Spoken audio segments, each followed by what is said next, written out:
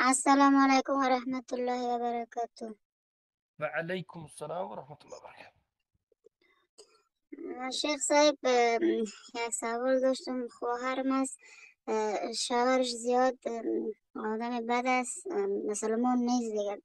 شیخ صاحب کفر به طاغوت نداره، نمازش یگان وقت میخوانه یگان وقت نمیخوانه.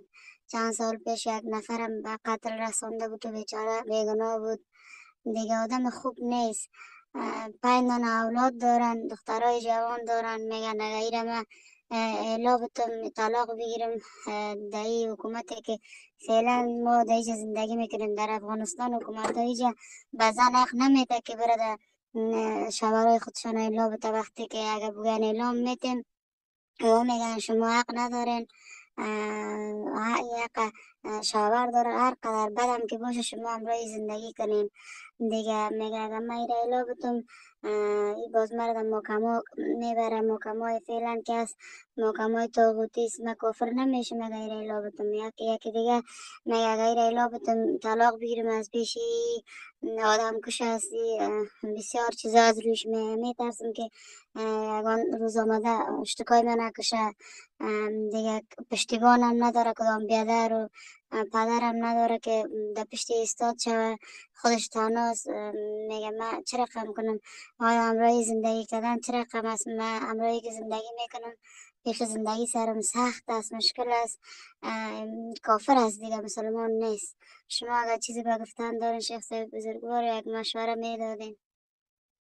بارک الله فیکم. اولا دعا میکنیم که الله سبحانه و تعالی همه زنها که در ان همچنین مشقت و اذیت و آزاری شوهر یا از جانب شوهر زندگی میکنند، الله اونها را نجات بدهد، زندگی آسان را نصیبشون بکرد و از این مشقت ها دورشون بکرد.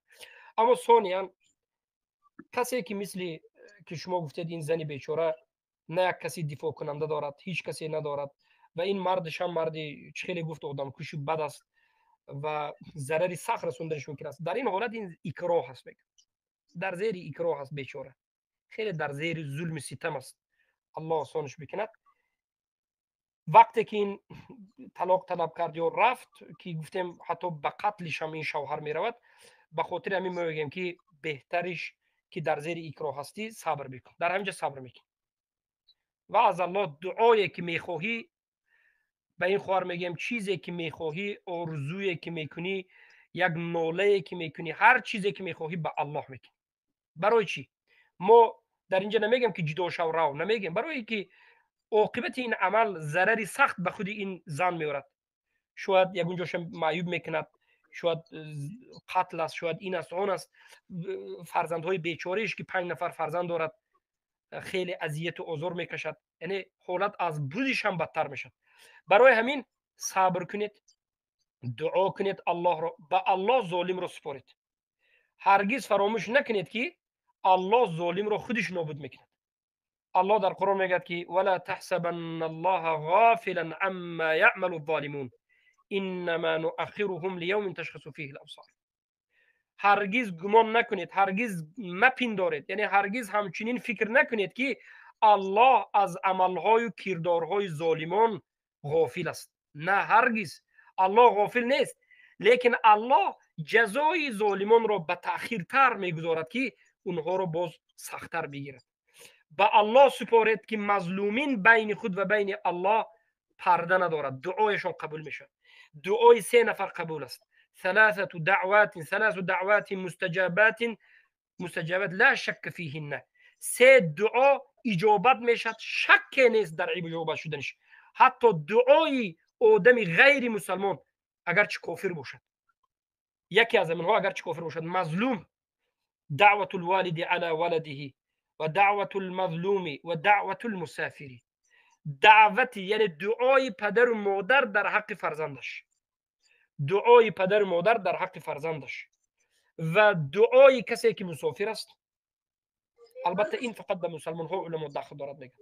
اما دعای مظلوم، دعای مظلوم میگویند که بین دعای مظلوم و بین الله پرده نیست. بین همه دعاها بین الله پرده است، اما بین دعای مظلوم پرده نیست.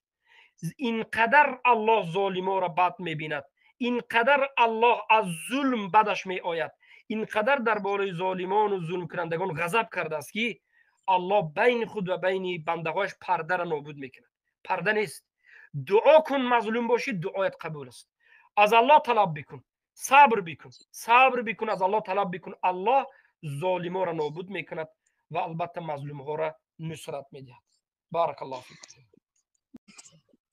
شیخ صاحب بزرگوار، بازی شوهرش امروز در یک خانه می باشه، آیا این معامله که صورت میگیره این چه رقم حکم داره؟ بله، حرکت کند که در مسائل اگر شوهرش که بیدین شده باشد لیکن این آن باشد در کفر واقع شده باشد، حرکت کند که از این علاقه و این آن دور شد. لیکن این در زیر ظلم ستم و تجاوز باشد، هیچ گناهگار این زن نمیشه. یک مشکل نداره در زیر اکراه باشد.